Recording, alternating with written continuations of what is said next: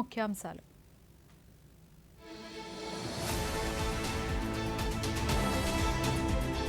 Cypress అధ్యక్షుడు నికోస్తో ప్రధాని మోదీ ద్వైపాక్షిక చర్చలు.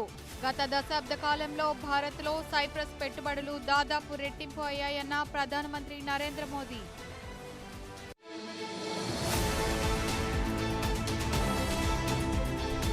రేపు 19వ రోజ్గార్ మేళాలో 51,000 మందికి పైగా అభ్యర్థులకు నియామక పత్రాలు అందించనున్న ప్రధాని నరేంద్ర మోదీ.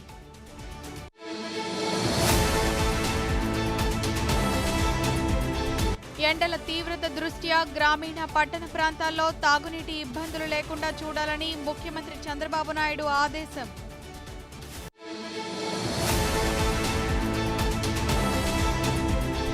ప్రధాని ఇంధన పొదుపు పిలుపుతో ఈవీ వాహనంలో ప్రయాణించిన కేంద్ర సమాచార ప్రసార శాఖ సహాయ మంత్రి డాక్టర్ ఎల్ మురుగన్.